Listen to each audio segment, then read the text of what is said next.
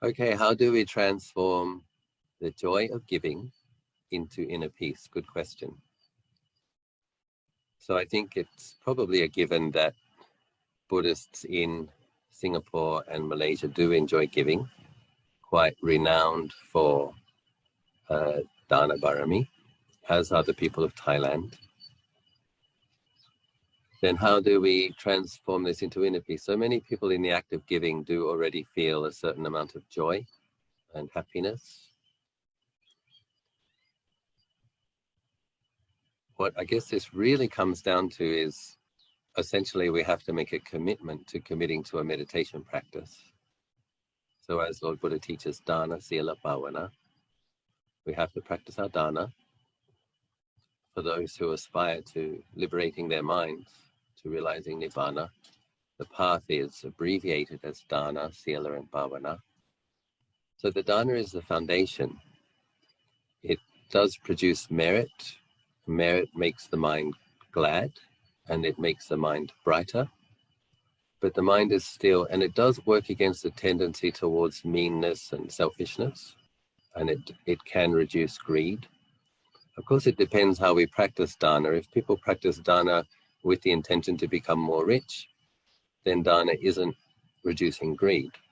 So when we make our offerings, the intention is to practice letting go. So dana has a close link to renunciation, another of the 10 baramis.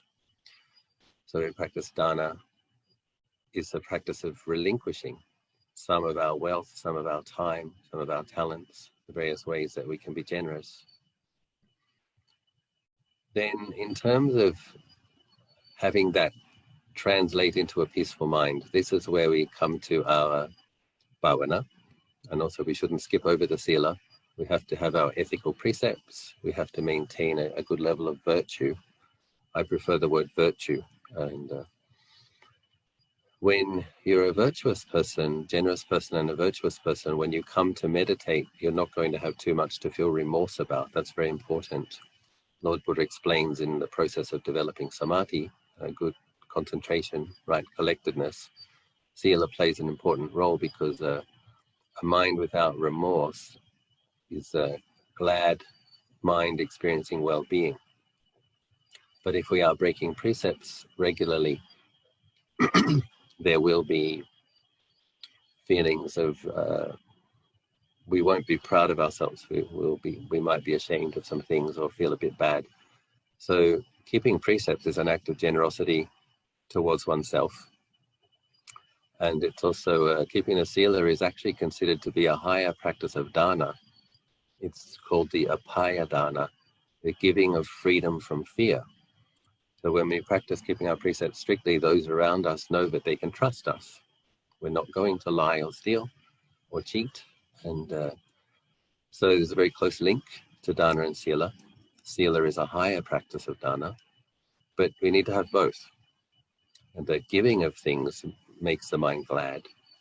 Not for everybody, of course. If a person is stingy or mean, attached to their wealth, sometimes giving can be very painful. And even so, we have to give because in the process of developing peace, it's often about letting go of the 5 hindrances when they come into the mind, letting go of kilesa. So Lord Buddha put a lot of emphasis in his training of the importance of letting go. So you come to meditate, a lot of people don't like meditation so much because they have a lot of thinking. They come and sit and they want peace. They don't want the thinking. The thinking will usually fit into one of those 5 hindrances. Thoughts about things that you want, thoughts about things that you don't want. That's the craving for, craving not for. Then you have sloth and torpor, some sleepiness, drowsiness, dullness, restlessness and worry, or doubt. Doubt about the practice, doubt about your abilities, doubt about the Buddha, doubt about the Arahants, various things that we can doubt. But if we have a good quality of mindfulness, and if we have a good foundation of having been generous, we have some merit there, and we have the precepts, then the mind has the integrity to be able to see these things for what they are and actually put them down, let go. So we let go of the hindrances, we let go of the kilesa. The way we let go of it is that we pick up a neutral or a wholesome object instead. So we pick up a meditation object. Or if we're experiencing an unwholesome mind state, then we can turn to the Brahma Viharas. We consciously have thoughts of loving kindness or compassion. So how do we bring our practice of generosity? So the practice of generosity is already laying the foundation. It's good to be confident about that being generous is the foundation of well-being. It does produce merit, and Lord Buddha says that merit is synonymous with happiness. So it's laying the causes for happiness. But in terms of having a peaceful mind, this can only come from training. So this is where we have to make a strong and deep commitment to a regular practice. And meditation is very interesting in as much as I would say if you meditate consistently for a period of months, meaning not missing a single day, you will notice some significant improvement from when you started a few months ago. But if you stop for a week or two, oftentimes when you start again, it seems like you're starting all over again. So this can be a bit frustrating, and it's an important lesson to learn. The quality of a good, sharp quality of sati, mindfulness, is a little bit delicate and fragile in the beginning.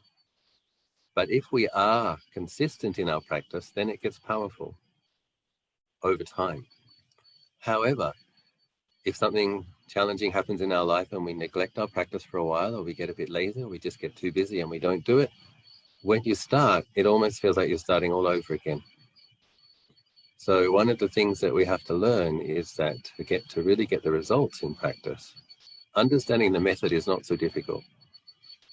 What is difficult is committing to consistency.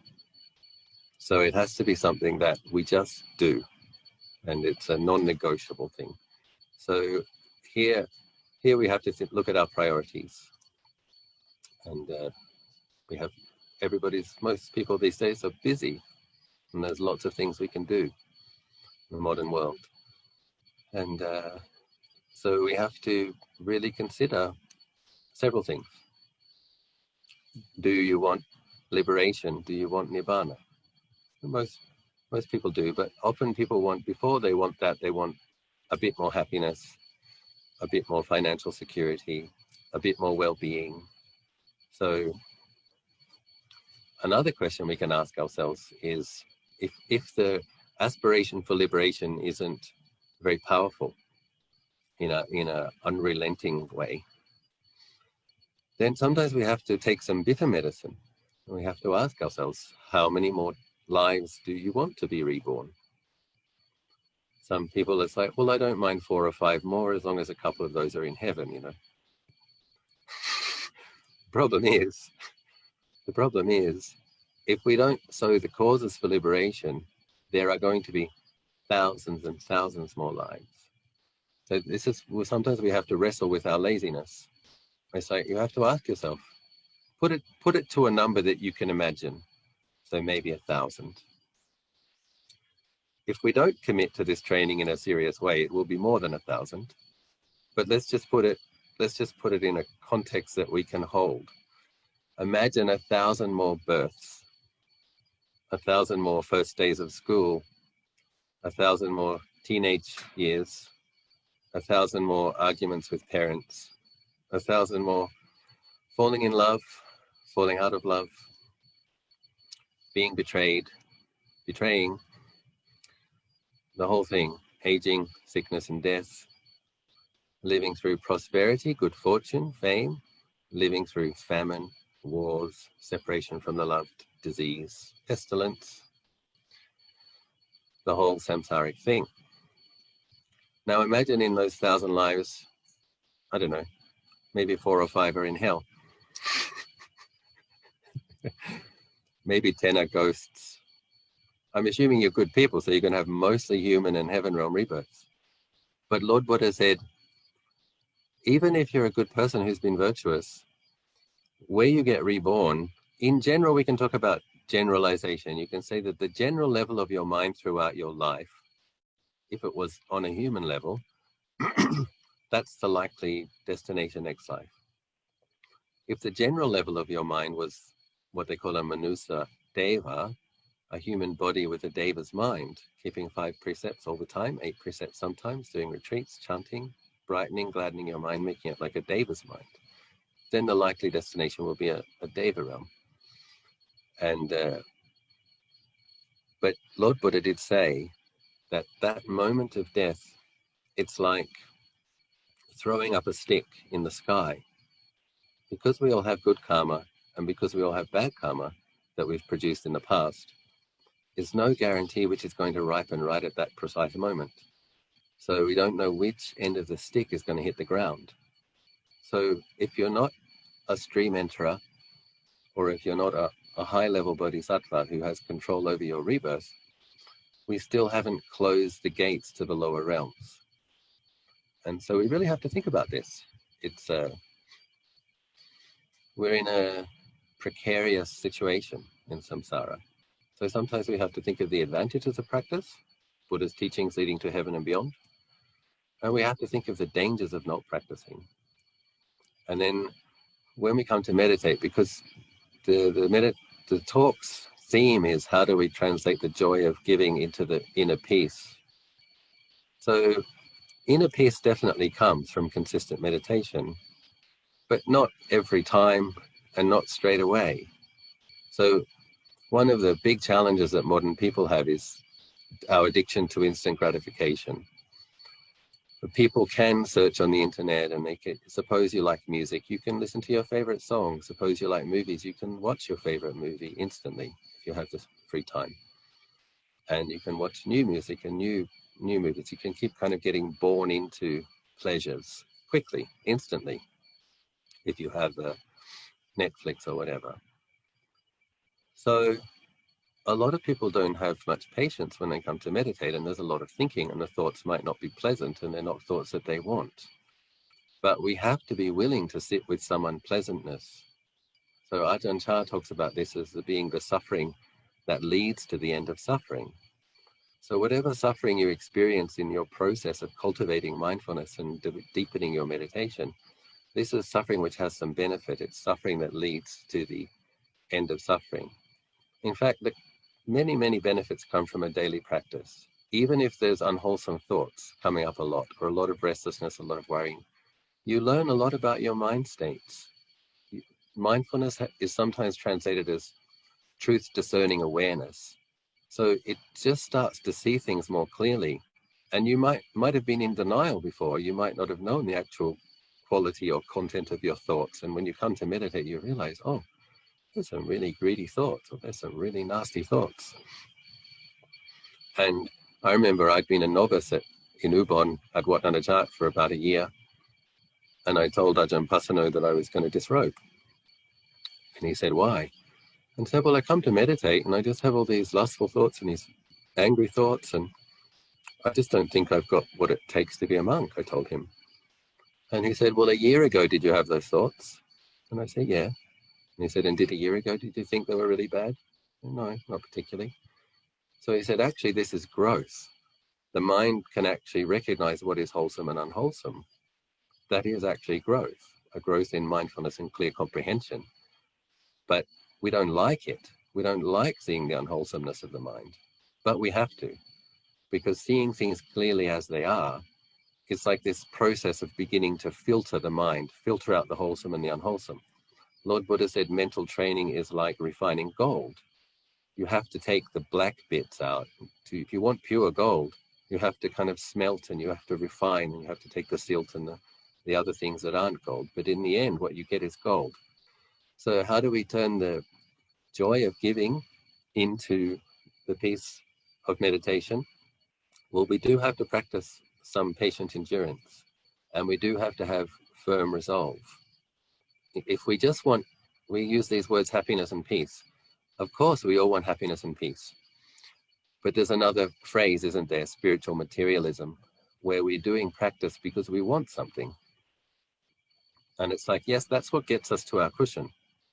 And we have to have wholesome aspiration, wholesome desires. But when you come and practice to get deeper peace, you will learn more and more it's about letting go. You have to have the aspiration to get to the pillow. When you're on the pillow, you have to drop your desires, drop your expectations, be with things as they are, exactly as they are, with patience, with humility. And then peaceful periods open up. So you start to get what's called kanika samadhi, moments of peacefulness, up to 5 minutes of coolness, stillness, fullness.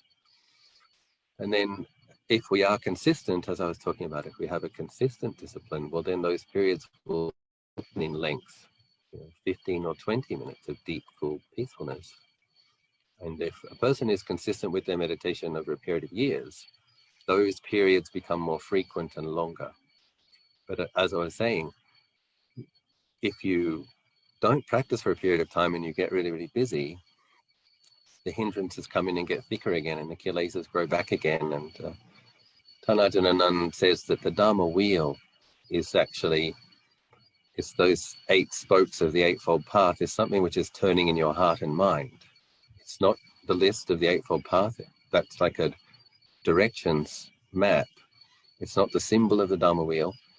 It's a powerful thing. It's qualities, right mindfulness, right intention, right concentration, all of these things, right livelihood, right speech. That actually destroys greed, hatred, and delusion in your mind. But when we're not cultivating the Eightfold Path, the power of greed, hatred, and delusion is actually destroying the Dharma wheel in the mind as well.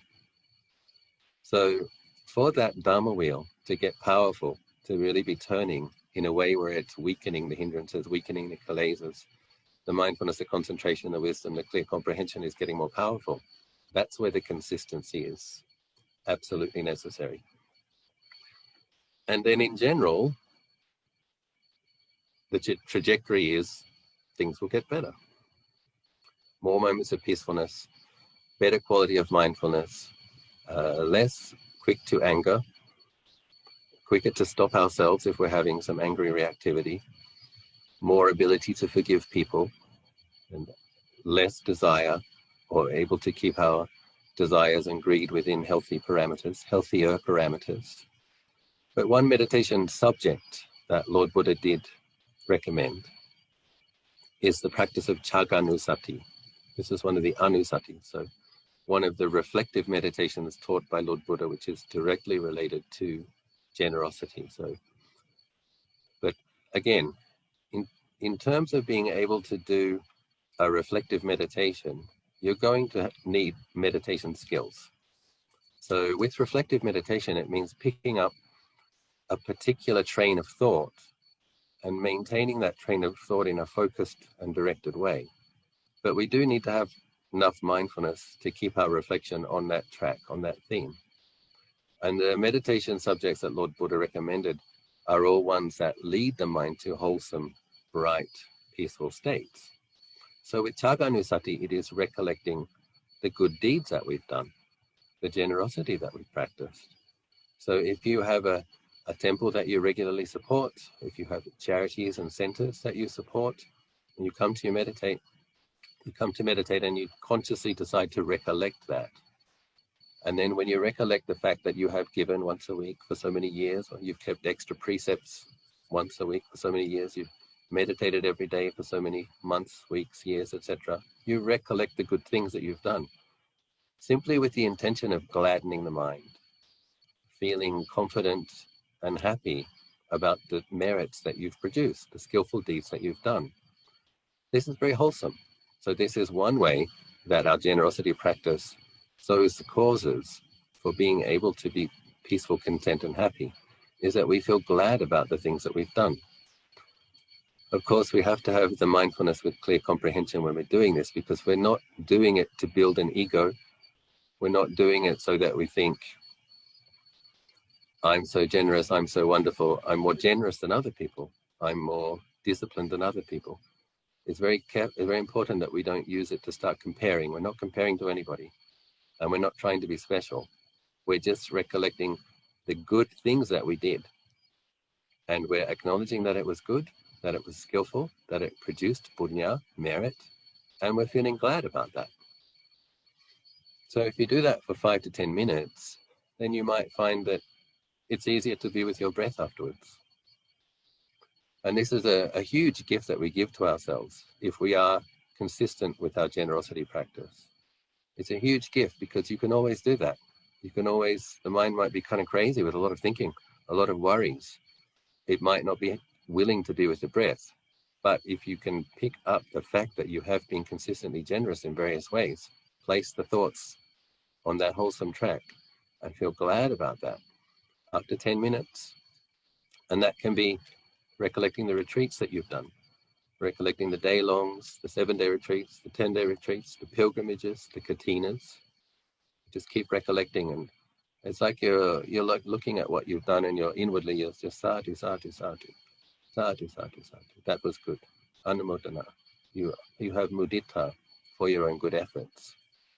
So that is one way that the practice of dana can lead to peaceful states.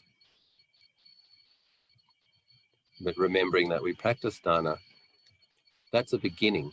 So that kind of anusati, we're making the mind glad so that then we can be with our meditation object to develop insight into not self. So we're starting with the conventional being who is generous and kind, training to be generous and kind, blameless, virtuous.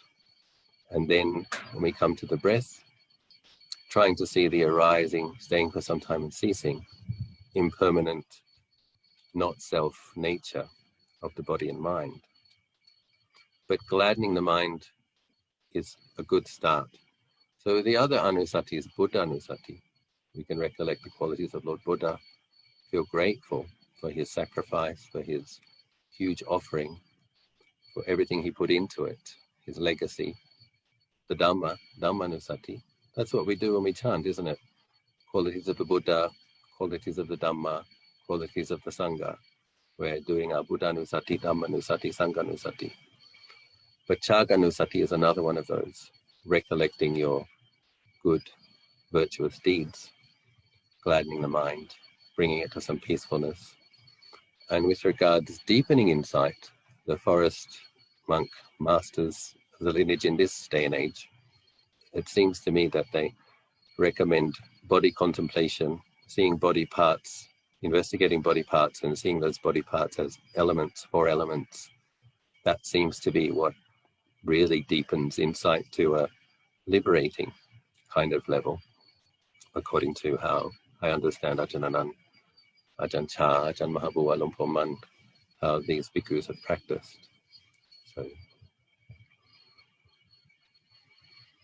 So the way we transform our powerful generosity practice into peacefulness is with a commitment to daily practice. And that means sitting when the mind is restless and sleepy every day, understanding, and we really have to pay attention, so we don't expect good results every time. What I'm saying is the drawback to instant gratification culture is that we want a peaceful meditation every time, and that's just not the way the mind works. Because we do think a lot, because we do give attention to a lot of things, when we come to sit, there's going to be thinking, and there's going to be the mind having an interest in many different things. But if we are consistent on a daily level with our practice, there will be days where it's peaceful. And that's what we have to notice. And if we keep it up for a month, another month, those times when the meditation is peaceful and the periods in the meditation where it's peaceful will get longer and deeper. And then we have to take that as the encouragement. You see, it's peaceful sometimes. It is those peaceful periods are getting deeper and longer. And then we get more determined to keep sowing the causes. And ideally, many people do their meditation late at night before sleep. And I really recommend that we do our meditation in the morning before going to work. Because you're wanting to develop the mindfulness to take into your day. So you can be mindful in all postures and be mindful of your thoughts. And then, if possible, meditating in the evening as well. If you meditate a couple of times a day, you're going to increase your chances of experiencing deep peace a lot. And then for those of you who are semi-retired, or retired, then you have the possibility to increase it to 3 times a day. That would be for your long-lasting benefit.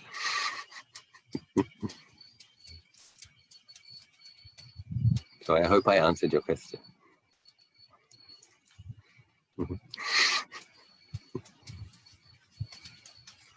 It would be great if there were some quick fixes, but this mental training is what it is. It's a training, and the benefits come from consistency and discipline, and they deepen over time, not necessarily steadily. That's the frustrating thing for people. People want to see, it's like you go to university and you get your bachelor's, and then you get your master's, and then you get your PhD, and it's like you get a car and after 5 years it's paid off. You know, we have all of these ways that we relate to things in the world, and we want our meditation to be like that. After 3 years you're a Sotapanna, after 5 years you're an Anagami, after 7 years you're an Arahant. And unfortunately we've had thousands of lives before this, and we have to be honest. We have to be honest about the fact that we give our attention to a lot of things. It is true that we might have a deeply committed Dhamma practice, and then you love the practice of Dhamma. But it's also true that you love lots of other things. You love your uncles and your aunties and your nieces and your nephews and your neighbors and whenever I'm trying to set dates for my Malaysian students, it's like, oh, so-and-so is having a wedding, or so-and-so is having a graduation, or we're trying to find the right dates. It's like, so we have to be honest about the fact that we give our interest and we have a love for many things, Dhamma practice being one of them. And so we have to expect the results to take a bit of time. But if we are consistent, and if we have increasing our efforts slowly and consistently over time, there is going to be more and more peace. And for people who come to meditate and notice that there's a lot of thinking and they feel that they're not getting anywhere, I think it's really important to challenge this. I really want people to have faith in the fact that sitting and knowing that you're thinking and recognizing the quality and the content of the thoughts is much, much better than thinking and not knowing what you're thinking and not recognizing the quality of your thoughts, because you are beginning to become mindful of your thoughts and what you're thinking and whether they're wholesome or not. And this is how we train the mind, by recognizing what is wholesome, what is unwholesome, what is neutral. And normally, if you have the patience to sit with the mind with a lot of thinking, that patience is something that you bring into your life. So maybe, and you should find that you get less reactive. Inside, the reaction might still be there, but in the past you would speak quickly, or you would complain more, or you would want to take revenge or whatever. But if you have more mindfulness, more patience, you're thinking it, but you can stop yourself saying it. Or you're saying it, and you can stop yourself after one sentence instead of a couple of pages. So there are definite benefits to being able to restrain body, speech, and mind through that mindfulness that comes from daily practice. But I think many of you probably have a regular practice and are probably already experiencing some peaceful moments in most meditations. So for those of you who are already there, then we just keep going and sow the causes, enjoy the pleasant results when they come. But you can recollect your generous deeds. You can recollect having been virtuous, recollect all of the retreats and pilgrimages and offerings you've made, and feel glad about that as a way to bring the mind, orient the mind towards more content and peaceful states.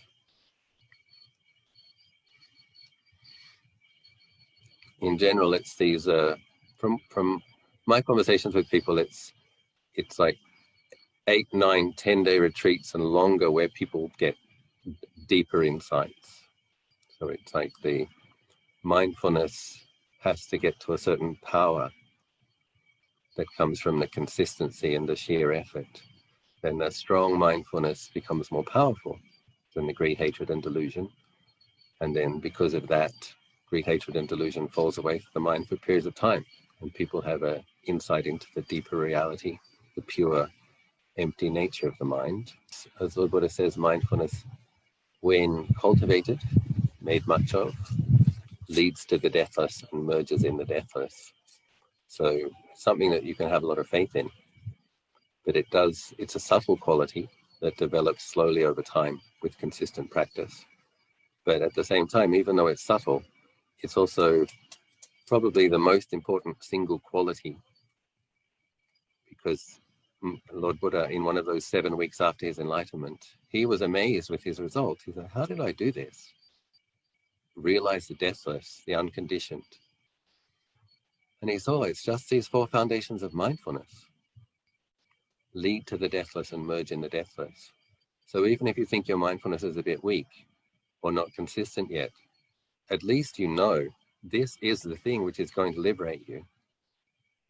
And you know that it's really, really worth giving a lot of energy to cultivating, because you've finally found it. You have found the practices and the quality that is going to lead to your liberation. Then it's a matter of cultivating it. And then it will lead you to the deathless. How quickly, how slowly will depend also in some degree to how much we've practiced in previous lives. Can I start by asking a question, please? Yes. I totally understand what you mean by having a consistent practice, but sometimes I feel that after a long period without meditating, sometimes when I come back to it, the mindfulness gets a bit more stronger and the joy gets a bit more stronger.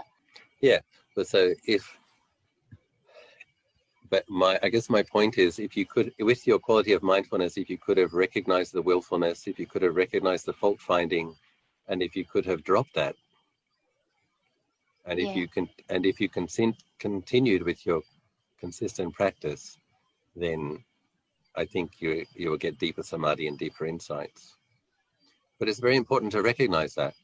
And it's one of the powers of metta, I think. I mean, for myself, my teacher recommended to me since I was a monk in my 2nd year to spend the first 5 to 10 minutes of every meditation session on loving kindness practice for myself, because I wanted to be enlightened by the end of the week.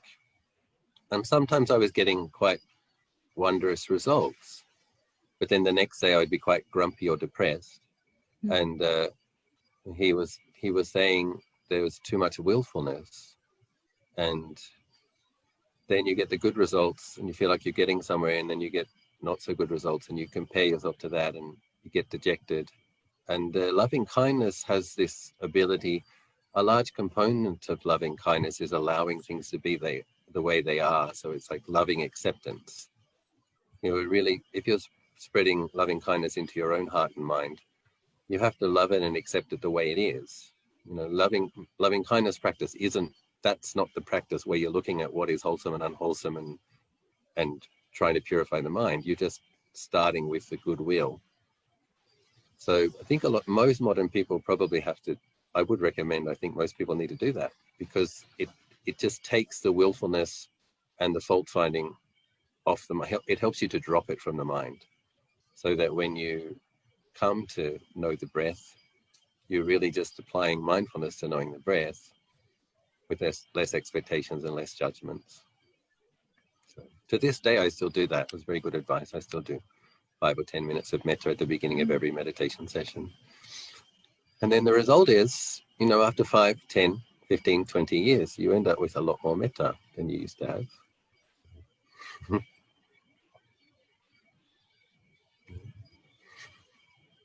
Wow, 10 or 20 years. Okay, I hope I'll get there. Thank you. That's great advice. I'm thinking about myself, I can see that after doing that every day, after 5 years, there was a lot more metta. After 10, there was even more. After 20, there's even more. So. Amazing. Yes, I've heard that. I've heard that metta is a sweetener for the meditation as well. Thank you. Thank you for reminding me. Thank you. Okay, Ajahn, I think for the benefit of all, could you just elaborate on deathless and unconditioned? Lord Buddha, when describing Nibbana, is often talking about what it isn't. So it's an absence of greed and hatred and delusion.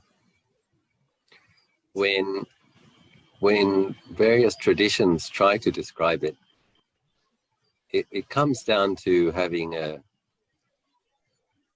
emptiness. So empty of what?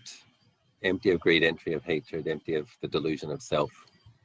So qualities like boundless, and it's also described as cool. So the greed, hatred, and delusion are like fire, they're hot. So it's profoundly cool, and there's no contraction or deluded self of others. There's no self-view. When there's no self-view, there's no one to like or not like, to want or not want. So there's no foundation for the greed, hatred, and delusion. They can't get their roots in. You basically have to practice enough that you glimpse it, because no one else can. That's what I was saying. Most people will get these more profound results in a 8, 9, or 10-day retreat. So it's when you start to do 8 or 9 or 10 hours a day of meditation, starting again, present moment, thinking less about the past and the future and other people, and not creating a self in the world.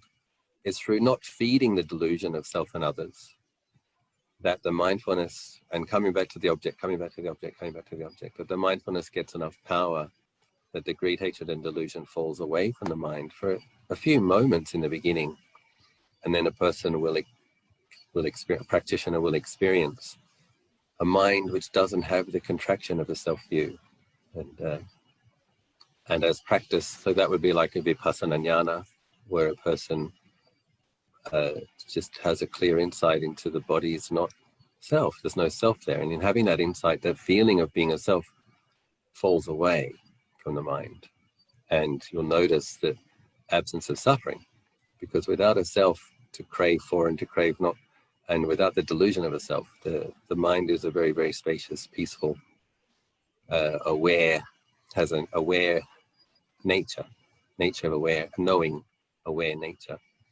And if a person practices more diligently, more consistently, then they will actually glimpse nibbana. And then from that moment, the practitioner will know what the unconditioned is. But it is beyond conventions, and it's something that words are conditions. There's for example, the way Lord Buddha does describe it, there's no 4 elements in nibbana. So the world disappears, the conditioned world disappears, the mind glimpses nibbana. So it's a very liberating, and yet something knows it. Something knows this empty, clear knowing. So sometimes called the consciousness without showing, the place where the four elements find no footing. But all Buddhist practitioners who practice diligently and correctly and consistently will glimpse it and experience it for themselves. And it's good to understand, affirm that is all of our nature. So it's not the case that only the Buddha, every now and then a profound being comes along and experiences this. It's the fact that anybody who cultivates the Eightfold Path, anybody who cultivates the 4 foundations of mindfulness, will experience the unconditioned and the deathless. But we have to practice quite a lot, depending on how much we've practiced. But we have to practice quite a lot for the right mindfulness to have the power, the right mindfulness, the right collectedness to uproot the greed, hatred, and delusion for periods of time.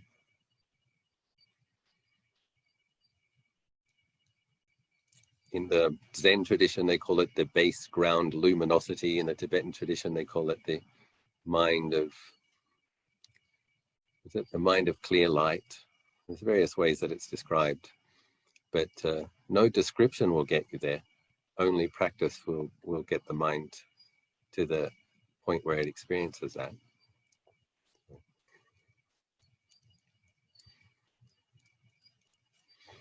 But it's a wonderful thing to know that conscious beings have this potential to experience purified, liberated mind, and that's actually the deeper nature.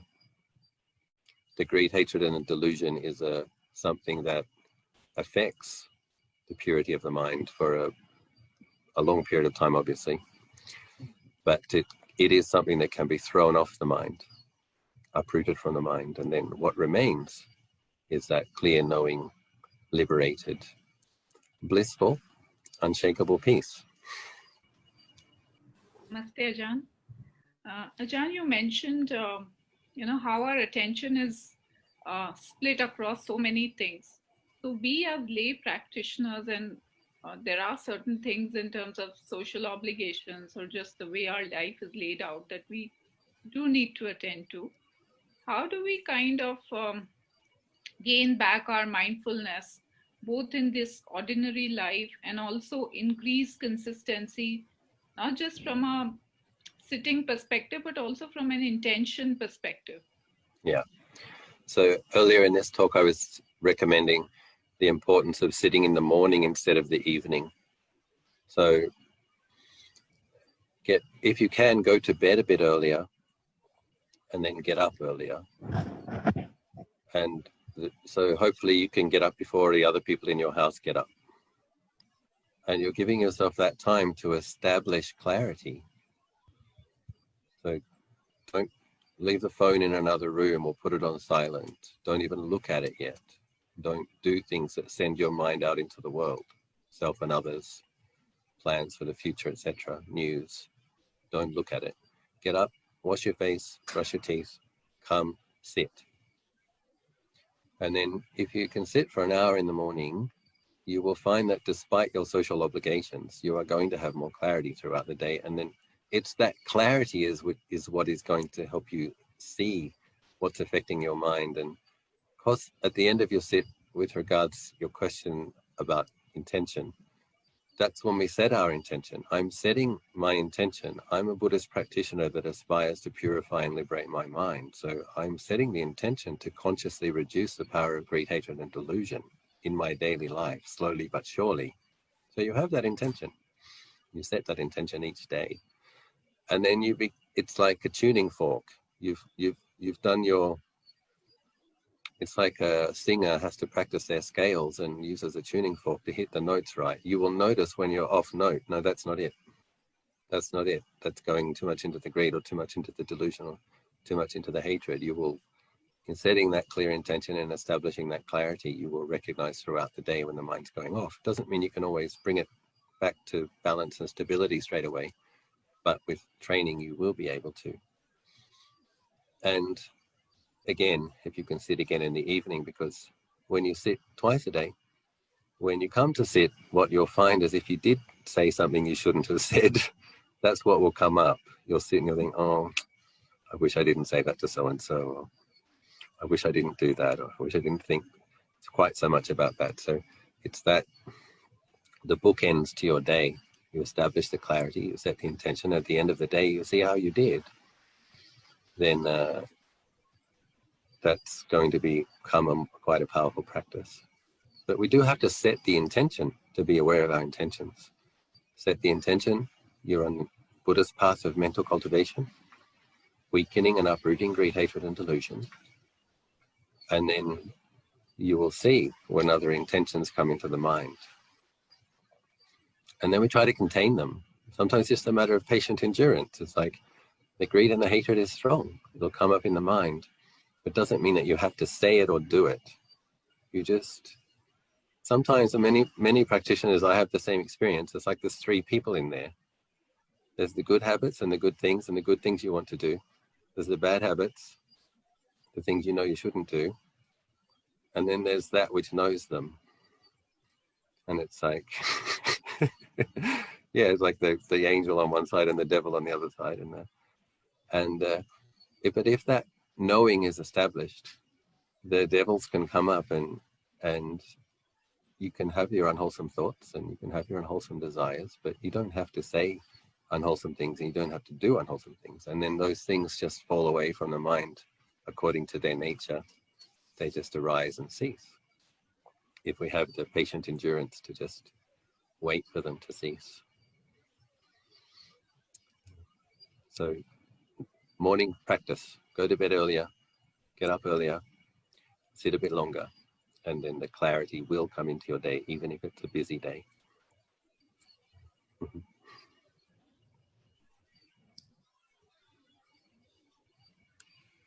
Thank you, Ajahn. I think that's very good advice too. My son used to set the alarm really early, like half an hour, so that he can get up early. But then he rolls over, and here I am. I can't get back to sleep, and I get annoyed. But now I'm going to use that time to get Right. up and meditate. If he doesn't get up, you can get up. Yeah, I think so. Yay. I think so. I thank you, used my to- dear son, for waking me up so early. A few days ago, I got angry, but now I think I'll take your advice. Thank you, Ajahn. Sadhu. Thank you. If it's okay with Ajahn, do you have any final words of advice for all of us, especially those I have very good friends who come for all the Dharma talks on Zoom, come arrange Dharma talks, but they don't meditate. Can we have some final words of advice for our dear friends who don't meditate? Well, I'll just remind you what I said earlier in the talk. How many more thousands of lives do you want to be born? Because without training your mind, you're not going to be able to uproot it. So making the time to be listening to the Dhamma talk, it is Dhamma reflection. So it is giving skillful attention. Your mind can become a little bit peaceful listening to the wise words of others. So it's the beginning of mental training. But in terms of refining one's mindfulness about what mind states one's experiencing, what feelings one's experiencing, knowing them as they arise and stay for some time and cease, that's something we have to bring inwards and cultivate further. So it's a carrot and stick. If you practice, you're heading for heaven and beyond. If you don't practice, you may have millions more lives, some of them in hell. So. Sobering thought. Carrot and stick, yeah.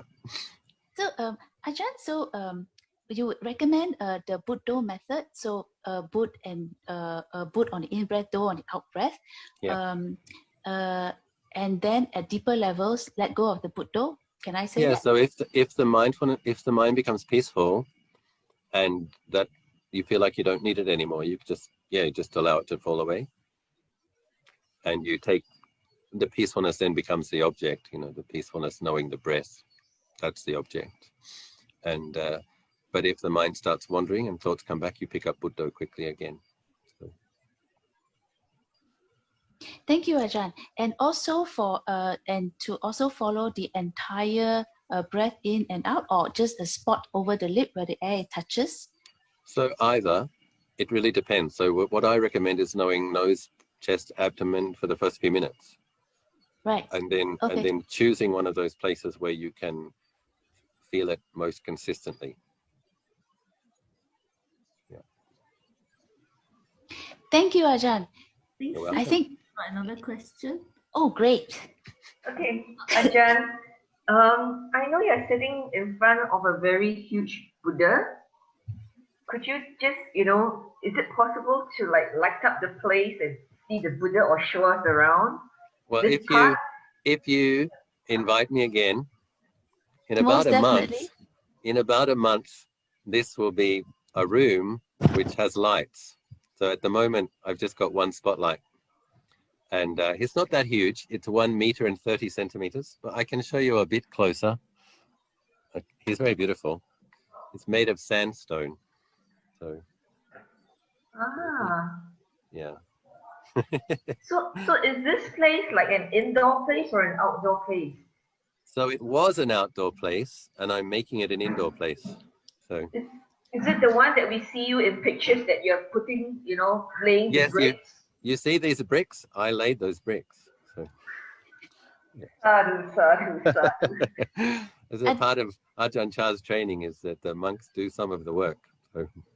This was our first outdoor meditation area because the hot season here is quite lovely at nighttime. And even now, it's probably about 20 degrees at 7:15 at night. Very lovely.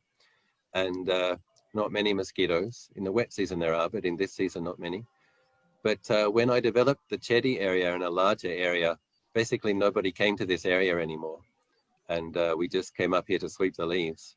And I realized that with the way the world changed this year, that live stream teachings would likely become part of my life. And then, but I got a bit fed up with having laptops and lights and microphones and recorders in my meditation space. So it occurred to me that it would be good if I could have an office to keep those things, and a meditation space, and an actual room dedicated for teachings. And so in a way, we already had the floor, we already had electricity, and we already had water. And I realized if I just put some walls and a roof, got a very nice space. So, and next time we will have actual lighting on a fitted to a ceiling. In about a month, that should be finished if all goes as planned.